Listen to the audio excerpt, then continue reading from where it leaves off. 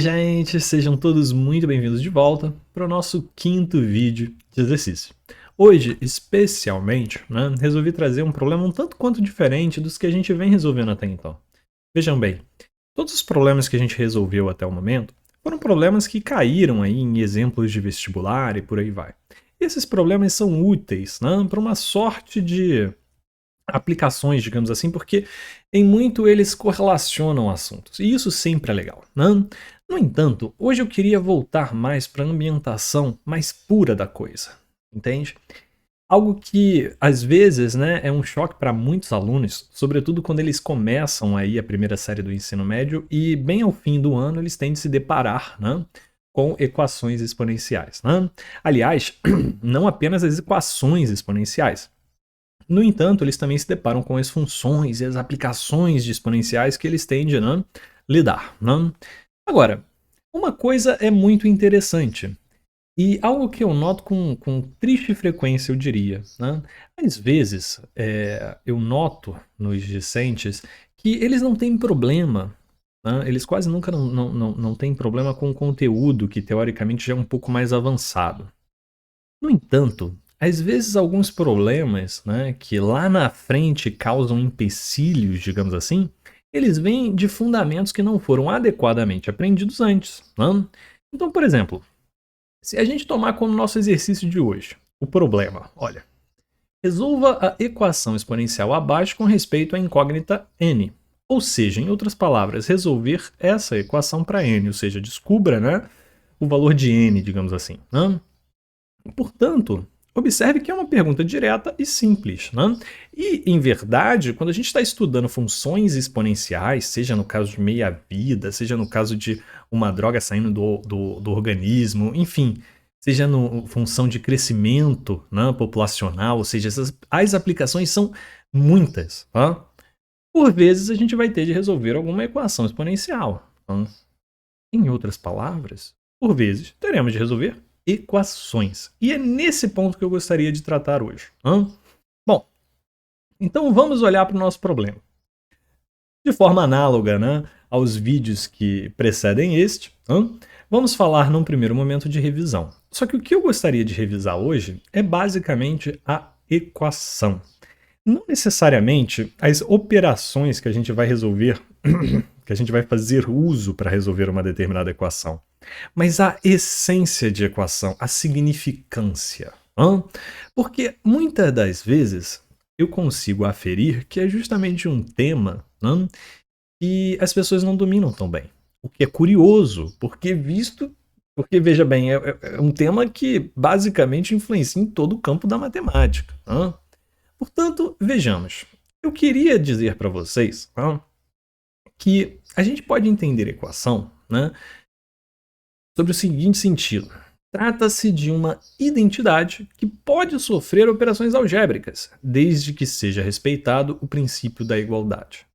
E veja bem, para a gente resolver qualquer tipo de equação, aliás, os diferentes tipos de equação, uma coisa é fundamental em todos os problemas. A gente deve respeitar o princípio da igualdade.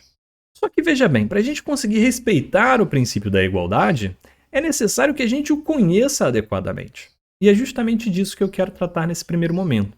Por exemplo, vamos supor que eu tenho essa equação aqui. Do lado esquerdo eu tenho um círculo. E aí eu pergunto a vocês, ora, qual é a figura que tem que haver do lado direito para que isso seja de fato uma equação, ou seja, isso seja uma verdade? E aí o primeiro tópico que eu trago é o seguinte. Quando éramos crianças, um pouco acima de bebês, eu diria, no início da infância, digamos assim, porventura você às vezes pode ser presenteado com aquele exercício onde você tem diversas formas de sólidos, como por exemplo um prisma, uma pirâmide, uma bolinha, E aí a criança fica tentando encaixar esses sólidos para ele passar em uma determinada parede de plástico, digamos assim, Gente, isso é maravilhoso, porque vai construindo aos poucos o pensamento analítico da coisa. E, aliás, isso é muito importante, sobretudo porque é justamente o que a gente está fazendo aqui. Para a gente responder essa pergunta, eu preciso que vocês entendam a igualdade, e essa é uma boa analogia, tá? Como se fosse um espelho. Portanto, vejamos o absurdo que seria uma bola olhando para o espelho. O que ela iria ver? Bom, nada, porque é uma bola, é inanimado. Brincadeiras à parte. Ela ia ver uma bola. Portanto, né, para você respeitar o princípio da igualdade, uma boa forma é olhar para esse sinal como se fosse um espelho. Portanto, se do lado esquerdo é um círculo, é uma bola, do lado direito também tem de ser. Porque veja bem, quando a gente fala de igualdade, a gente não está dizendo que o que está do lado esquerdo é parecido com o que está do lado direito. Não. A gente está falando que é exatamente a mesma coisa. Igualdade. E, por exemplo, se ao invés agora do círculo eu tivesse a seguinte representação: um retângulo e dentro desse retângulo um triângulo, digamos assim. Observem. E aí eu faço a pergunta, ora, para que essa equação seja verdadeira, ou seja, para que o princípio da igualdade seja mantido, qual é a figura que tem que estar dentro desse retângulo aqui da direita? Da mesma forma, tem de ser um triângulo. Por quê? Porque não é parecido, é a mesma coisa. Esse sinal é um espelho. O que está do lado de fora, teoricamente, está no espelho. Portanto, a gente tem que agora destacar um pouquinho mais o nosso argumento, digamos assim. Observe que quando eu estava falando do círculo, eu estava falando basicamente de todo lado esquerdo e de todo lado direito. Quando eu vim para o retângulo com algo dentro, eu necessariamente, o que você pensa? Olha, o retângulo já está aqui, né? E já está aqui. Logo, o que falta é o triângulo. Simples assim. Ou seja, as partes da equação também devem respeitar, né, o princípio de igualdade. Agora, quando a gente olha para essa representação aqui, ou seja, um triângulo, né? E aqui no canto direito superior eu tenho um círculo. Do lado direito eu tenho um triângulo e uma interrogação. E a pergunta, capciosa, nem um pouco, é: qual é o símbolo que tem de estar no lugar, né, daquela interrogação? Ora, é o círculo também. Por quê? Porque é uma igualdade, né? É uma equação. E, portanto, para que se faça sentido o princípio da igualdade, né, o que está do seu lado esquerdo é exatamente igual ao que está do direito. Simples assim. Em outras palavras, reparem que você pode concluir que, na verdade, para esse tipo de problema, né, uma vez que os triângulos já são iguais, o que sobra é, olha, o que está aqui na direita tem que ser igual ao que está aqui na direita também. Simples assim. Portanto, voltemos ao nosso problema. Né? Observe, e aqui eu trouxe até a representação para tentar ajudar a gente a pensar. Né? A equação que nós devemos resolver é 2 elevado a n mais 3 é igual a 64. Observe que a ideia aqui, queridos, é a gente conseguir enxergar essa representação nessa equação. Portanto, uma pergunta que seria interessante, né? Aliás, não uma pergunta, mas um pensamento destacado. Que bom seria se a base de ambos os lados fosse a mesma. Porque observe que a base, teoricamente, né, a base da esquerda é 2 e da direita aqui por hora é 64 elevado a 1, digamos assim, é o que a gente poderia entender como o nosso triângulo aqui dessa figura direita. Portanto, se aqui fosse 2, né? Aliás, aqui já é 2, né? Se ao invés de 64 eu tivesse 2 elevado a alguma coisa, eu poderia concluir que para que, né, o princípio da igualdade seja mantido, se as bases são iguais, os expoentes devem ser iguais. Que é basicamente o que a gente viu aqui. Se eu tenho triângulo embaixo, significa que círculo aqui, logo, uma interrogação tende a ser círculo também. Para fazer isso, o que a gente vai fazer, na verdade, o modus operandi, vai ser basicamente pegar esse 64 e decompor ele em fatores primos. Por quê? O que eu estou analisando aqui? Eu quero, na realidade, ver se eu consigo escrever 64 em função de 2. Né? Por quê? Porque se eu conseguir fazer isso, significa que como as bases são iguais, eu vou poder igualar os expoentes. Como que a gente decompõe em fatores primos? Ora, a gente vai pegar, né, o 64 e de pronto dividi-lo por 2. Observe que resulta em 32, que é outro número que ainda é possível dividir por 2, que dá 16. Por 2, 8 por 2, 4 por 2, 2 por 2, 1, terminou. Ou seja, o 64 ele pode ser escrito, na verdade, em fatores de 2. 2 vezes 2, vezes 2, vezes 2, vezes 2, vezes 2. Em outras palavras, estamos pegando, né, o 64 e quebrando ele numa multiplicação de 2. Né? E essa multiplicação ela contém 6 fatores. Portanto, ao invés de eu escrever dessa forma aqui, que é, de certo, muito cansativa, 2 vezes 2 vezes 2 vezes 2, eu posso simplesmente dizer que a base é 2, né? E essa multiplicação ocorre, né, em fatores de 2 pela expoência, pelo expoente 6. Né? Observe, portanto, que a gente pode avançar no nosso problema. Vide, o nosso problema é 2 elevado a n mais 3 igual a 64. Que bom seria se as bases fossem iguais. Não tema, veja que 64 ele pode ser escrito, na verdade, como sendo 2 elevado a sexta. Observe, portanto, que eu posso reescrever a minha equação dessa forma. E aí, basta olhar para a direita. Né?